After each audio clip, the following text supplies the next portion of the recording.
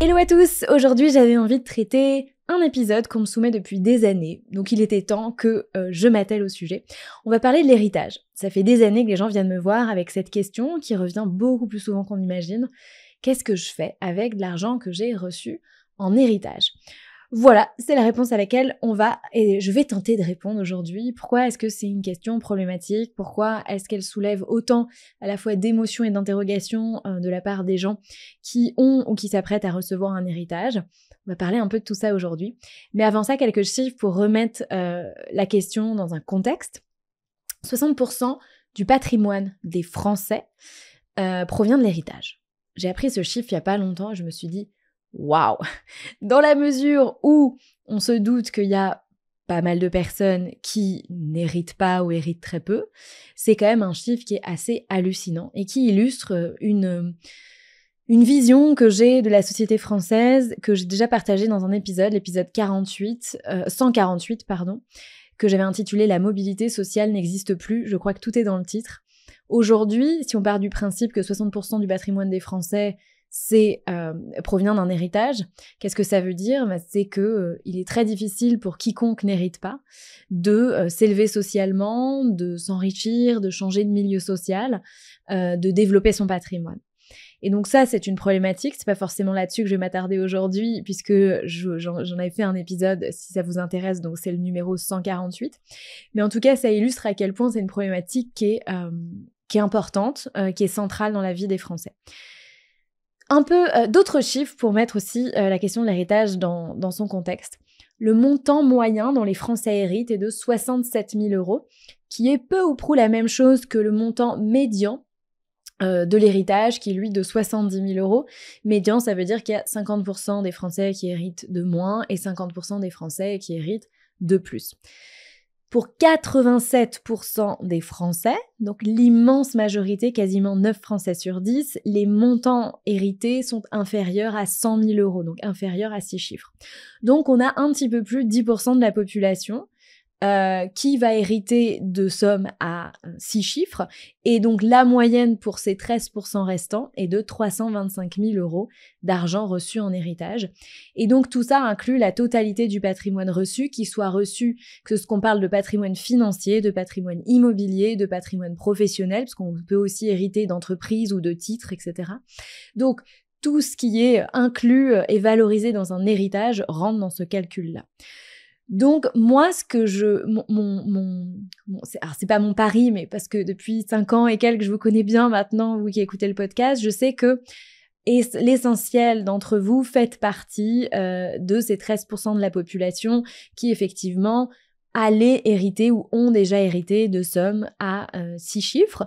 Et puis aussi, une majorité d'entre vous vont hériter de sommes qui sont peut-être pas à 6 chiffres, mais qui en sont proches. Donc cette problématique, elle vous touche, et c'est aussi pour ça que je me suis enfin lancée dans le sujet. Alors pourquoi je parle de problématique? Pour moi, il y a 3 problèmes qui sont associés au fait de recevoir de l'argent en héritage.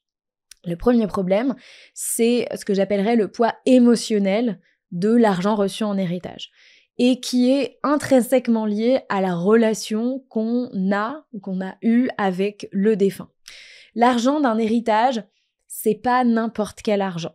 Il porte ce poids symbolique de la personne qui nous l'a transmis et de la relation qu'on a eue avec la personne qui nous l'a transmis et qui est décédée. La charge émotionnelle qui va être reliée à cet argent va être donc directement reliée à la relation avec le défunt et éventuellement aussi avec les circonstances du décès de cette personne.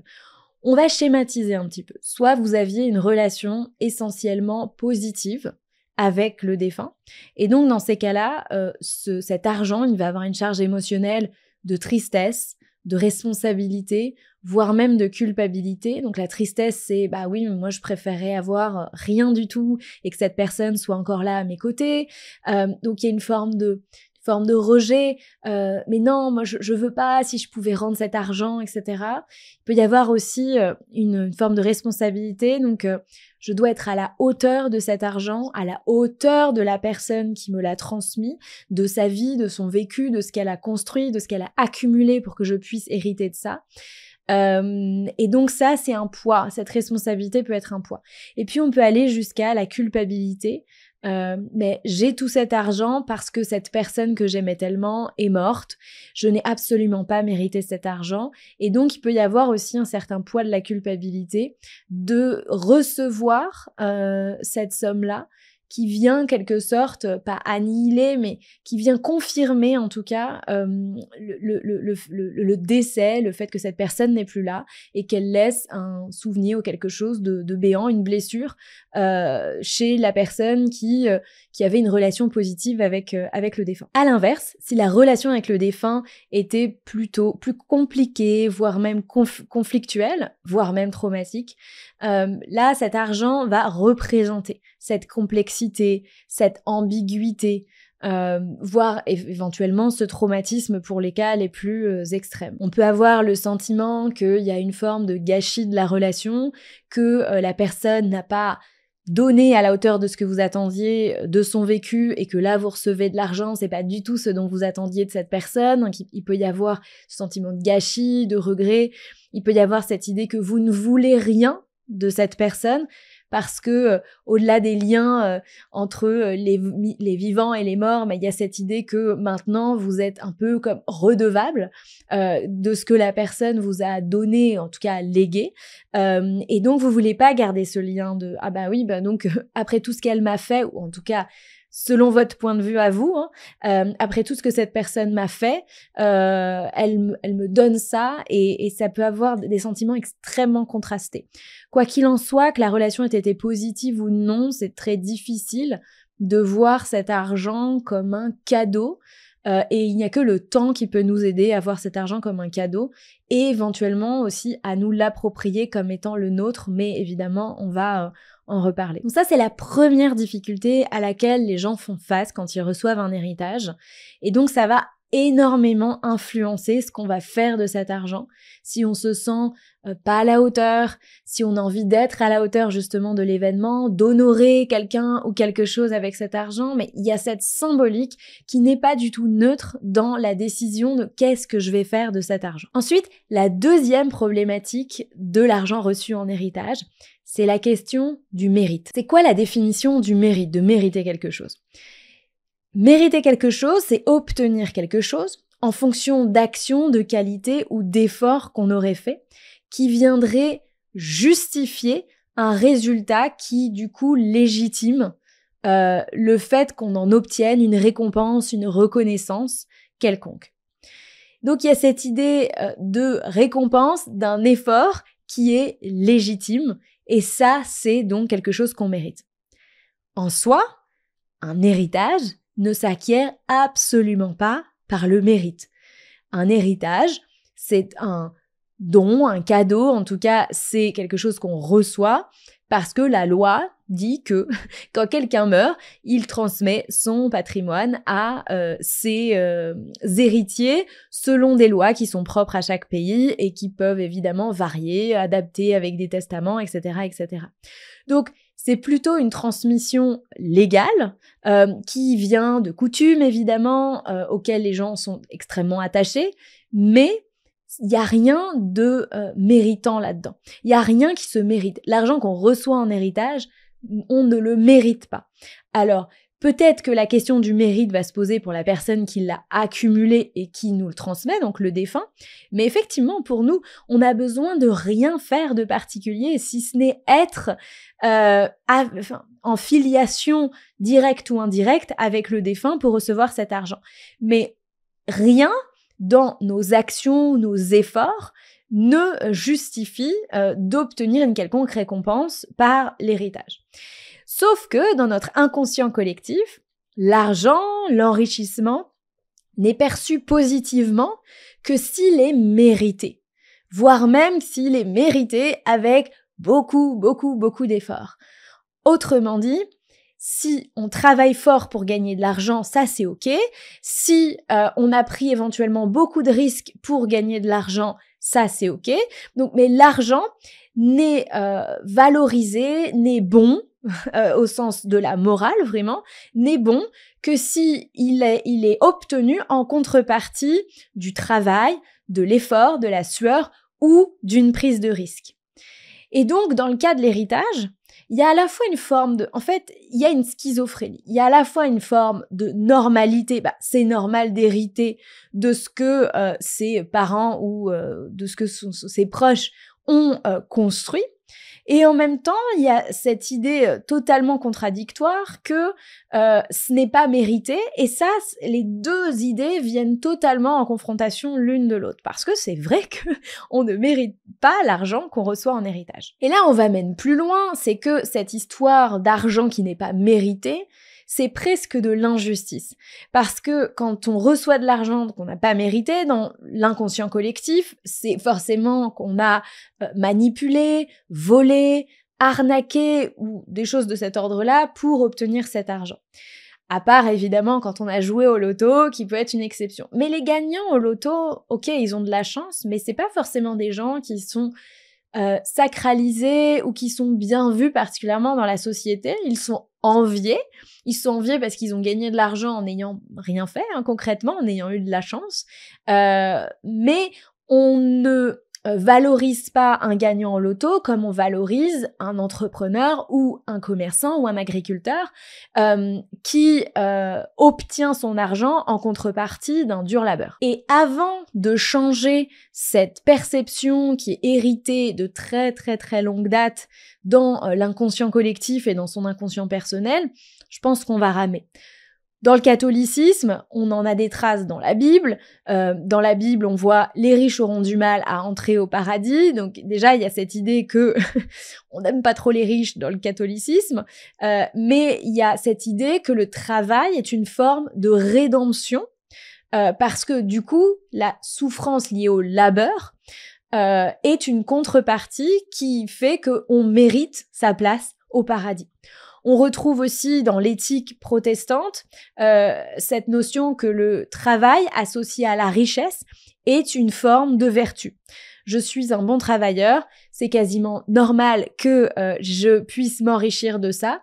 Et encore une fois, c'est la seule combinaison qui nous sauve d'un équivalent de l'enfer, en tout cas de la damnation. Et puis enfin, à l'ère de l'industrialisation, on a renforcé cette idée qu'en échangeant du temps contre du travail, je dirais même plus du temps et de l'effort, de l'énergie contre du travail, cette idée de travail dur et tu seras récompensé, c'est un concept évidemment qui a perduré encore de nos jours. Donc on a l'héritage catholique, on a l'héritage protestant et puis on a l'héritage, on va dire, de l'ère industrielle.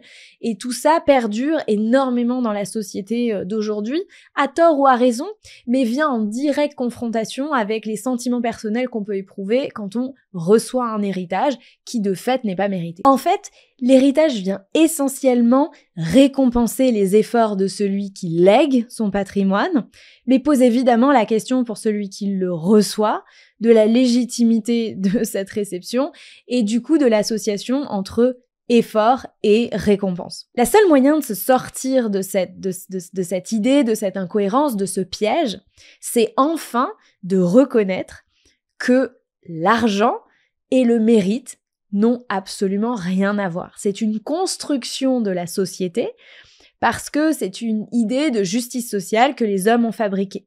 Mais depuis la nuit des temps, l'argent va à celui qui fait les efforts et qui est le plus malin pour l'obtenir. On peut travailler très dur pour avoir peu d'argent parce que c'est la combinaison de travailler et aussi d'une certaine forme de malice, non pas dans le mauvais sens du terme, mais d'être smart, d'être intelligent, c'est-à-dire de placer ses efforts au bon endroit. Si effectivement aujourd'hui vous êtes très laborieux, vous travaillez beaucoup mais dans un domaine qui ne rémunère pas, évidemment c'est beaucoup moins smart que si vous travaillez beaucoup dans un domaine qui rémunère. Si aujourd'hui vous mettez énormément d'efforts à déployer des compétences par exemple dans l'intelligence artificielle, vous êtes beaucoup plus certain de gagner de l'argent que si vous déployez beaucoup d'efforts pour être la meilleure infirmière du monde. Et donc, c'est cette combinaison d'efforts, mais aussi d'ingéniosité, de sentir ce qui a le plus de valeur, ce qui est susceptible de nous rapporter le plus, qui va faire effectivement l'enrichissement. Donc, c'est pas tant une question d'efforts déployés et de mérite que l'association de ces deux choses. Et puis, je pense qu'à un moment, il faut arrêter avec cette histoire de justice sociale que les hommes se sont fabriqués et qui aurait pour but de décider de qui est méritant ou pas à recevoir de l'argent ou non. Malheureusement ou heureusement, le monde ne fonctionne pas comme ça et ça, il faut juste l'accepter. On en vient à la troisième, pour moi, problématique auquel les gens font face quand ils reçoivent de l'héritage. C'est bien entendu celle du changement total de référentiel financier. Évidemment, pour les gens pour qui les sommes héritées sont considérablement plus importantes que les sommes que l'on a l'habitude de gérer. Et ça, on trouve un vrai parallèle avec les gens qui gagnent de l'argent, notamment aux jeux d'argent, au loto, aux jeux de hasard. Ou les gens qui ont fait face à un enrichissement soudain. On retrouve ça aussi chez, par exemple, j'avais fait un épisode là-dessus, sur les fondateurs de start-up qui ont bûché pendant des années pour construire leur start-up. Et puis, ils se sont versés un salaire, mais un jour, ils reçoivent une proposition de rachat. Et là, le deal est signé et ils se retrouvent avec des millions, voire des dizaines de millions d'euros sur leur compte en banque. Là où avant, ils avaient eu le temps d'augmenter très progressivement leur train de vie avec leur salaire de start-upper. Et donc, cette réalité financière qui change du tout au tout du jour au lendemain, c'est passé de 10 000 euros à 100 000 euros d'épargne sur ses comptes. C'est passé, effectivement, ou plus pour certains, c'est passé de « je sais gérer mes 2500 euros de salaire » à maintenant je dois me retrouver à gérer 350 000 euros de patrimoine, de société dont j'ai hérité, etc. Tout ça crée un énorme chamboulement et c'est pas parce qu'on reçoit de l'argent qu'on sait quoi en faire. Puisque si on n'a jamais été confronté à la gestion de telles sommes, alors quand je dis gestion, c'est comment on les dépense, comment on les investit, effectivement, on va être perdu. Et dans ce cas-là, quand on est face à ces sables mouvants sur ce terrain où on n'est pas encore totalement ajusté, il se passe deux comportements normalement. Le premier, c'est que l'individu qui a hérité, il peut se mettre en mode freeze. Donc, il est pétrifié, il est gelé, il n'ose plus faire grand-chose. L'argent a été reçu, a été mis sur des comptes, et puis on n'y a pas touché. Vous n'imaginez pas le nombre de gens qui reçoivent des sommes en héritage et qui n'en font rien. Par peur de se tromper, par peur de tout gâcher, par peur de ne pas honorer la mémoire du défunt. Et donc, on va laisser cet argent sur des comptes courants, oui, ça fait très mal aux oreilles, mais vous l'avez entendu, sur des livrets, mais en fonction des sommes, ils peuvent être vite plafonnés, ou sur des placements garantis sans risque, mais aussi sans rendement. Donc, c'est un gâchis total. Mais pour les personnes qui adoptent ce comportement, c'est un moindre mal. C'est plus sécurisant que de risquer de faire quelque chose qui risquerait de mal se passer. Parce que le pire du pire pour les gens qui sont dans cette situation, c'est je fais quelque chose qui amène à des conséquences qui sont négatives ou pas très positives et je suis le seul responsable de cette situation et je m'en veux à moi-même. Et ce que les gens imaginent ne pas être capables de supporter, c'est de la déception. Parce qu'au final, c'est quoi le risque de se tromper? Vous n'aviez pas cet argent avant. Vous avez 100 000 euros en héritage.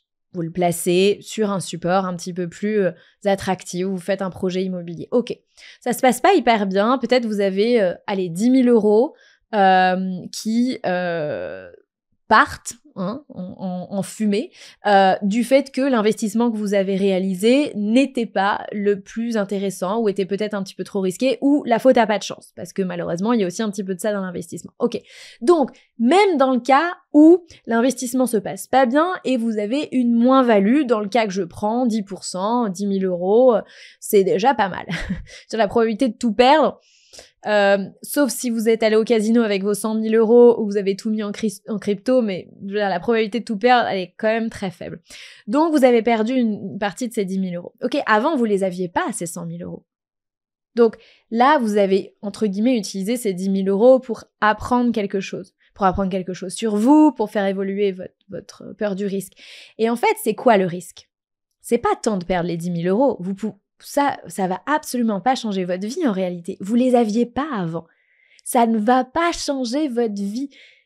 Le plus gros problème, c'est pas ça. Le plus gros problème, c'est comment je vais me sentir si je sais que j'ai fait cette bêtise ou que j'ai perdu cet argent.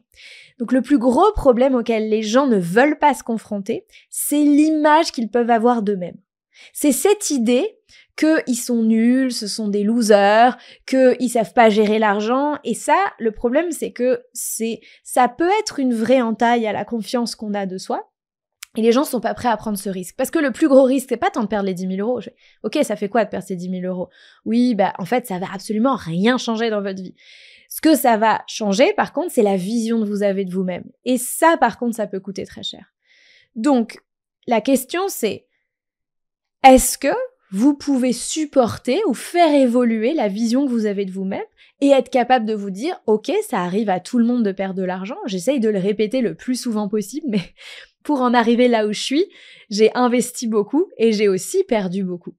J'ai gagné beaucoup plus que je n'ai perdu, c'est ça qu'il faut dire en fait.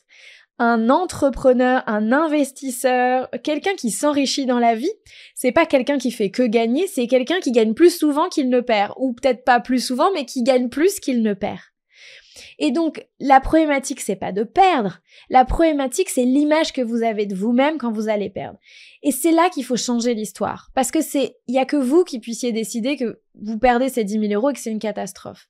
Qui vous dit qu'avec ces 90 000 € et la belle leçon que vous avez prise en perdant les 10 000 €, vous n'allez pas transformer ces 90 000 € restants en 200 000 €, ce qui vous serait jamais arrivé si vous n'aviez pas perdu ces 10 000 €. Et elle est là, la beauté du truc. Elle est dans votre capacité à transformer une perte, je mets des guillemets, en un cadeau. Et donc, à toutes les personnes qui auraient tendance à avoir son comportement de gel, j'ai envie de vous dire, osez vous confronter à cette peur des sentiments que ça va générer. Alors, encore une fois, si, c'est une probabilité, si ça se passe pas très bien, osez vous confronter avec la vision que vous allez avoir de vous-même, de quelqu'un qui n'a pas réussi. Et le plus grand cadeau que vous pouvez vous offrir à vous-même, c'est de transformer cette vision de, on va appeler ça loser, en une vision de winner. Ok, comment je transforme cette lose, comment je transforme ce truc en un vrai win. Et vous avez 100 000 €, en tout cas il vous reste au moins 90 000 € pour transformer cette lose en win. On parle pas de quelqu'un qui avait 10 000 € à la base, qui a perdu ses 10 000 € et qui repart à zéro. Ça c'est compliqué comme idée. C'est ça qui est génial avec les héritages, c'est que vous pouvez en apprendre énormément si vous vous autorisez à le faire. Je passe maintenant au deuxième comportement. On peut donc geler par peur de se tromper, et puis on peut aussi brûler la vie, ou en l'occurrence l'argent, par les deux bouts. En fait, ce qui se passe, c'est que le décès du défunt, peut avoir eu un effet émotionnel, ou peut avoir créé un ancrage chez vous du type « on n'a qu'une vie, la vie est trop courte, et donc YOLO ». Avec cette idée que, ok, donc j'ai maintenant les moyens de profiter de la vie, et c'est ma façon aussi d'honorer le défunt. Et donc, je vais changer ma vie, puisque c'est un peu le message. Mais sauf que je vais le faire sans me rendre compte que l'argent part trop vite, parce que j'ai comme ce sentiment de richesse, ça s'appelle le wealth effect, l'effet de richesse. Je me sens en quelque sorte plus riche que ce que je ne suis. Je vais consommer. Et je vais consommer dans des proportions et avec des sommes que je n'ai jamais eu l'habitude de gérer, d'utiliser, de dépenser. Et donc, ça va partir très vite. Alors, quand je dis très vite, c'est pas en 3 jours, mais ça peut être en 1 an, 2 ans ou 3 ans. Et quand on a hérité de sommes à 6 chiffres et qu'elles partent en 3 ans, c'est quand même assez rapide, on va dire. On retrouve là, encore une fois, un parallèle avec les gens qui gagnent au loto. Je crois que la moyenne des gens, il y a une majorité de gagnants au loto qui perdent l'intégralité de leurs gains en 2 ans, imaginez-vous. Et encore, quand en France, on est protégé par l'anonymat des gagnants. Je dis on, mais je n'ai jamais gagné au loto. Aux États-Unis ou au Canada, les gagnants ne sont pas protégés par l'anonymat. Donc vous imaginez bien que du jour au lendemain, on peut recevoir des tas et des tas de coups de fil, de courriers de tout un tas de personnes qui veulent nous vendre des choses, des solutions d'investissement, mais aussi des objets, des services ou des objets de consommation. Et bref, ça explique aussi pourquoi, à un moment donné, on est grisé par cette somme. Et encore une fois, c'est surtout parce qu'on a cette idée fortement ancrée en nous que cet argent, il est là pour qu'on profite de la vie. Et c'est le cadeau que nous a fait le défunt, c'est de nous permettre de profiter de la vie. Est-ce que c'est exactement un cadeau quand au final on ne sait pas gérer cet argent et on le perd au bout de 3 ans? On s'est offert une belle parenthèse dans la vie qui peut aussi avoir ses revers. D'ailleurs, c'est marrant parce que je parlais d'anonymat tout à l'heure, mais chez les gagnants du loto en France, il y a plein de gens qui n'avertissent pas leur entourage qu'ils ont gagné au loto parce qu'ils ont peur des changements de comportement autour d'eux, etc. Ça peut être la jalousie, ça peut être les demandes, voilà, tout un tas de choses. Et donc, il y a quand même cette idée de c'est nouveau. C'est nouveau et je ne suis pas sûre de maîtriser. Et là encore, on a les gens qui veulent surfer sur cette vague de nouveautés et quitte à se brûler les ailes, et puis ceux dont on a parlé avant qui vont être très prudents. Mon conseil dans ce cas-là, et ça va peut-être vous paraître un peu inhabituel, mais c'est une question de stabilité émotionnelle. C'est une question de gestion des émotions. C'est une question, je parlais de surfer sur la vague. L'idée, c'est qui sait comment il réagirait au fait de recevoir 10 millions d'euros. Alors, je pense que pour la majorité, l'immense majorité des gens qui écoutent, y compris moi, recevoir 10 millions d'euros, c'est waouh! Et puis, en fait, spontanément, on se dit waouh, trop cool! Et en fait, je pense qu'on est à milieu d'imaginer ce que ça nous procurerait intérieurement, les émotions, de savoir qu'on allait recevoir cet argent du jour au lendemain. Et donc, il y a une problématique de gestion de ses émotions, son anxiété, à qui je vais pouvoir faire confiance, à qui je le dis, qu'est-ce qui va se passer, qu'est-ce que les gens vont penser de moi. De toute façon, à chaque fois que se passe, c'est un peu comme toute ma vie j'ai voulu être en couple et puis tout d'un coup je suis en couple et puis je me rends compte que je passe mon temps à psychoter. Est-ce que la personne va me trouver beau, belle? Est-ce que la personne va rester avec moi? Est-ce qu'elle va pas vouloir aller voir ailleurs? Est-ce que je peux lui faire confiance, etc. Tous des problèmes qui n'existaient pas tant qu'on était seuls. Donc on résout un problème et ça en crée d'autres. C'est exactement la même chose. On résout un problème qui est toute ma vie, j'ai aspiré à avoir un peu plus d'argent, j'en ai beaucoup plus maintenant et je me découvre des problèmes que je ne connaissais pas avant. Donc c'est ça qui se passe. Et en fait, je pense que ça peut être une bonne idée à ce moment-là dans sa vie, si ça vous arrive, d'aller faire quelques séances chez un psy pour vous aider à retrouver de la stabilité émotionnelle face à ces changements qui peuvent être majeurs pour certaines personnes quand elles reçoivent des grosses sommes d'argent à gérer. Et là, on parle des sommes d'argent, mais tout le monde n'hérite pas que d'argent. Vous pouvez être confronté à hériter de biens immobiliers. Et vous pouvez être... Alors, je parle même pas des dettes, parce que là, c'est encore autre chose. Mais vous pouvez être hérité de biens immobiliers, dans lesquels il y a des locataires, dans lesquels il peut y avoir des situations plus ou moins compliquées avec les locataires. Vous pouvez hériter aussi de biens avec d'autres personnes, vous retrouvez en indivision, vous retrouvez dans des problématiques de discussion sur qu'est-ce qu'on va en faire. Il peut y avoir une certaine lourdeur qui est difficile à gérer. Et alors, je crois que le pompon, c'est aussi quand on hérite de sociétés, de business qu'on nous a légués et dont on n'a jamais été tenu au courant de la gestion. Donc tout d'un coup, on découvre, alors on découvre pas forcément l'existence de la société, mais on découvre ce que c'est, qu'il faut payer tous les salariés à la fin du mois, s'il y a des salariés, ou il faut gérer ce truc-là, parce qu'il faut pas que ça fasse faillite, et comment je fais pour revendre la société, et j'ai aucune idée enfin bref, je n'ai jamais parlé à un comptable de ma vie, et tout ça, ça peut être très... les Anglais diraient overwhelming, donc submergent en termes, ça peut être une vraie vague émotionnelle. Et donc, c'est pas inintéressant d'aller voir un psychologue qui, lui, ne sait peut-être pas non plus parler à un comptable, mais en tout cas va vous aider à retrouver une forme de stabilité émotionnelle pour pouvoir prendre des décisions. Et donc, j'en arrive au dernier point de cet épisode, c'est comment on prend des décisions, on va dire intelligentes, pour l'argent qu'on a reçu en héritage. Première chose que je vous conseille de faire, c'est de vous former, évidemment, et de développer une intelligence financière pour pouvoir à la fois juger de la qualité des interlocuteurs que vous avez en face de vous. Quand je dis qualité, évidemment, c'est crédibilité et expertise des gens que vous avez en face de vous et auprès de qui vous allez solliciter des conseils financiers et d'être capable, évidemment, d'exercer un esprit critique. Vous allez rencontrer des banquiers, alors le premier d'entre eux, ça va être le notaire, des banquiers, peut-être un gestionnaire de patrimoine au sein de la banque, peut-être un gestionnaire de patrimoine indépendant, ça dépend de combien vous avez hérité. Peut-être vous allez discuter aussi avec des agents immobiliers, s'il y a des biens, ou des comptables, comme on le disait, ou les interlocuteurs de l'entreprise dont vous avez hérité. Bref, beaucoup de personnes. Difficile pour vous de savoir, c'est pas tellement le vrai du faux, mais comment vous positionner, pouvoir apprécier bien la situation, comprendre les tenants et les aboutissants et prendre des décisions. Et donc, pour faire ça, eh bien, vous êtes obligé de vous former un petit peu à ces choses-là pour pouvoir exercer un esprit critique. On ne peut pas exercer un esprit critique sur une problématique ou un domaine dont on ignore tout. Et c'est bien ça le problème. Vous ne pouvez pas savoir quelle question intelligente poser à un interlocuteur si vous ne connaissez rien de son sujet. Par exemple, quel exemple je peux prendre?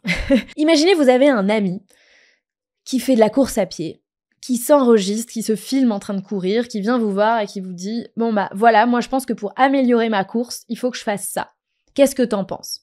Honnêtement, si vous ne courez pas, si vous n'y connaissez rien à la technicité de la course à pied, que ça ne vous intéresse pas, comment vous pouvez répondre à cette question? Comment même vous pouvez poser des questions intelligentes à votre pote pour essayer de lui apporter quand même un tant soit un peu on va dire de conseils avisés dans la conversation. C'est pas possible. Vous connaissez pas le domaine, vous avez aucune idée de quoi vous voulez parler. Donc il est impossible dans ces cas-là de poser des bonnes questions et encore moins de prendre des bonnes décisions. C'est un petit peu pareil avec vos interlocuteurs financiers. Si vous ne savez pas quelle question est pertinente de poser, vous ne pouvez pas exercer un esprit critique. Donc d'abord, se former et développer son intelligence financière. Ensuite, deuxième chose que je vous conseille de faire, prendre votre temps. Vous n'en êtes pas à la pièce. Vous pouvez prendre plusieurs semaines et plusieurs mois. Quand je dis prendre votre temps, c'est pas juste attendre que le temps passe. L'idée, c'est vraiment d'utiliser ce temps-là à profit pour vous former et développer votre intelligence financière et rencontrer des interlocuteurs auprès de qui vous sollicitez des conseils pour pouvoir prendre les meilleures décisions. Et pas une seule personne, mais il faut aussi confronter les avis. Et donc, il va vous falloir plusieurs semaines, voire plusieurs mois pour aboutir à des prises de décision en fonction de la complexité de la situation de laquelle vous héritez. Et enfin, troisième conseil, ne prenez pas trop non plus de temps. En fait, c'est pas tant ne prenez pas trop de temps que n'attendez pas sans rien faire. Ça, c'est de la merde. Concrètement, si vous laissez le temps passer et que vous n'utilisez pas ce temps pour avancer dans vos réflexions, alors je dis pas ça de faire ça, je ne dis pas de faire ça tous les jours, hein, mais quand même toutes les semaines de faire une action qui va vous aider à y voir plus clair sur la situation. Si en fait vous laissez le temps passer avec votre argent sur vos livrets ou mal placé, etc., ça s'appelle juste de l'indécision et ça a un coût et le coût peut être énorme en fonction des sommes dont vous avez hérité. Vous pouvez juste passer à côté de milliers d'euros ou dizaines de milliers d'euros par an juste parce que vous n'avez pas voulu prendre une décision. Encore une fois. Bref.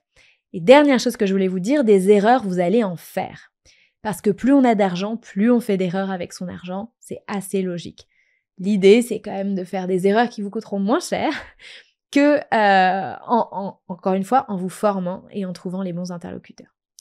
Et si vous faites des erreurs, vous n'êtes pas un loser, vous n'êtes pas une mauvaise personne, vous êtes juste un novice qui apprend et qui a à cœur de développer ses compétences et son expertise.